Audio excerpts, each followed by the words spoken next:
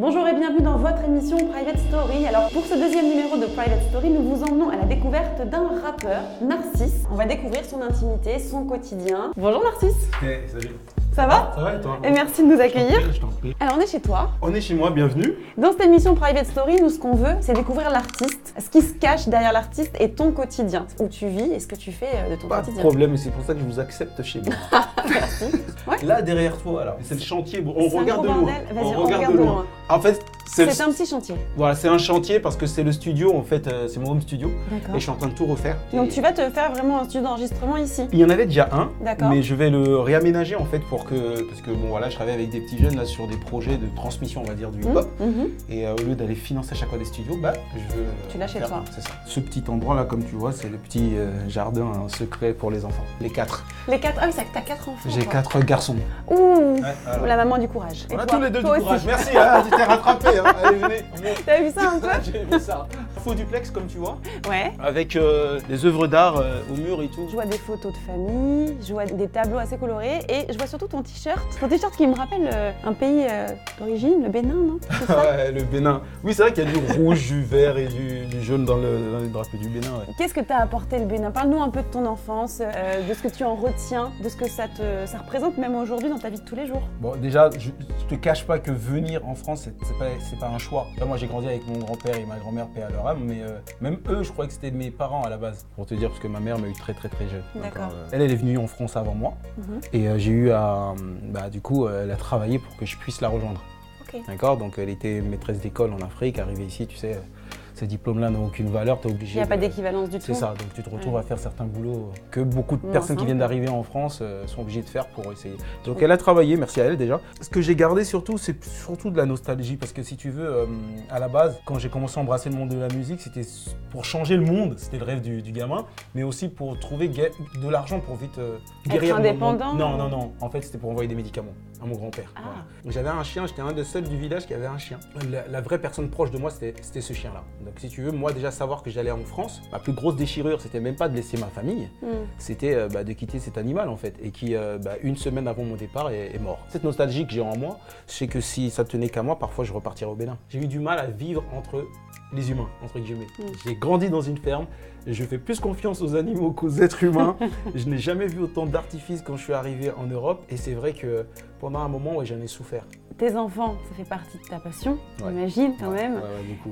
Qu'est-ce que tu as d'autre comme passion? Parce qu'on veut savoir, nous, aujourd'hui, ce qui se cache derrière la musique. Qu'est-ce que j'ai d'autre comme passion? Avant tout, la musique, ça m'a bercé quand j'étais petit. Ouais. Mais tu sais, la Chine a une grosse importance pour moi. La Déjà, Chine. Ouais, parce que déjà, ils nous ont beaucoup aidés au Bénin, ainsi que les Coréens d'ailleurs, à construire des hôpitaux, il fut un temps, certains les vaccins et autres et tout ça. Cet espace, je vais te présenter cet espace. Ce petit espace. Ouais. Un coin où je m'isole. Quand il fait froid à l'extérieur, je m'isole ici. Tu te mets face au mur. C'est marrant parce que moi je vois pas ça face au mur, je vois ça plutôt face à moi-même. C'est pas du tout religieux ou autre, hein. C'est vraiment me retrouver avec moi-même. Il est vrai que ce qui est là, c'est vrai que tu sais, quand tu vas aller aux entraînements, il vaut mieux retrouver les choses simplement. J'ai mes poids pour l'entraînement, j'ai ma ceinture pour mon kimono, le bouquin c'est plutôt pour revoir les points vitaux. Et en fait, si tu veux, il y en a un que je kiffe vraiment, c'est Bruce Lee. Voilà. Donc du coup, si tu veux, dans le Jeet Kune Do, il a des philosophies de vie qui m'intéressent. Ok. Et voilà, donc quand je me pose ici, c'est moi face à moi. Je suis là, je me suis posé tranquillement et puis il faut pas m'embêter à ce moment-là. D'accord,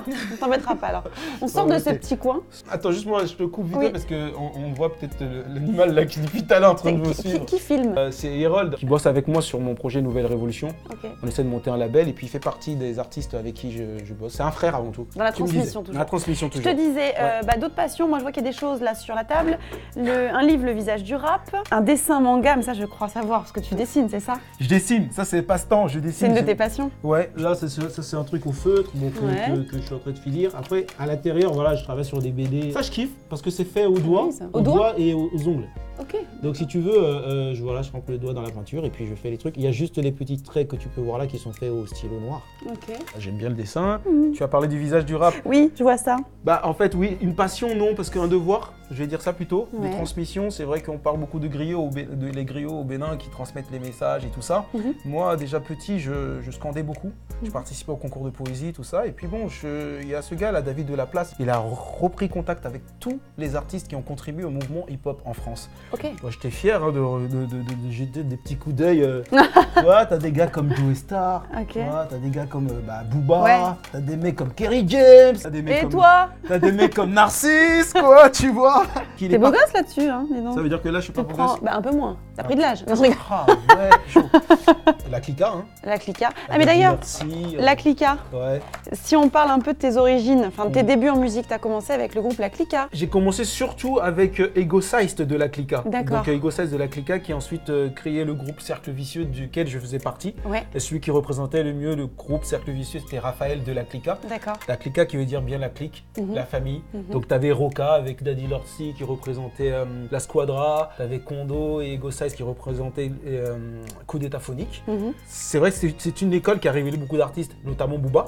D'accord. Booba, donc qui dansait pour la Clica. Et Ouais. puis, ce que je retiens de cette époque, c'est quand même les samedis, quoi. Parce que sans le savoir, la Clica a été nos premiers éducateurs quelque part. Parce que se retrouver chaque samedi à une certaine heure en train de répéter dans une chambre de 15 mètres carrés avec un chien qui aboie à côté, et puis tu as des pointures comme Booba ou des pointures comme Raphaël et tout ça, et tu dois faire ton couplet. Ouais. Que tu as travaillé dans la semaine, voir ce que ça donne. Tu as la pression comme ça. Aujourd'hui, j'ai encore plaisir à revoir des gars comme Kondo et croiser Roca et Daddy Lorsi de temps en temps. Et du coup, après, tu as continué dans ce milieu du rap, mais tu as aussi travaillé avec des artistes plutôt populaires en France, Oui, comme France c'est vrai, Gall, c'est vrai. Gérard Blanc aussi. Tout à fait. En fait, si tu veux, C'est après original, ça, pour le coup. Hein. déjà embrasser la culture européenne, c'est aussi connaître la variété française. Ok. Et donc, du coup, moi, j'étais dans un collectif où on écoutait beaucoup de samples. Tu vois. Donc, avant de faire l'instru, on écoutait beaucoup de sons, donc forcément de différents styles. Et il m'est arrivé, en fait, d'être choriste après une audition pour France Gall. Et donc, j'ai pu faire ces tournées avec elle à Bercy.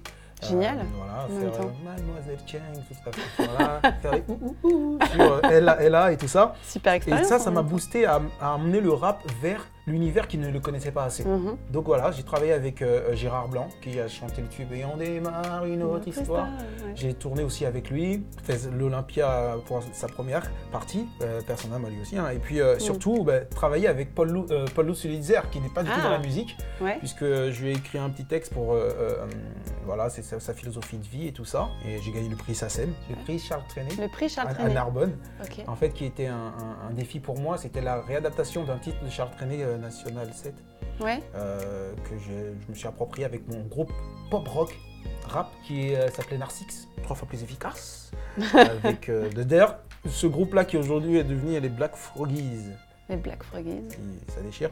Ouais. Et aujourd'hui, je suis revenu à la création d'un album qui va mélanger tout cet univers bientôt. Et puis j'espère que ça va apporter quelque chose au rap.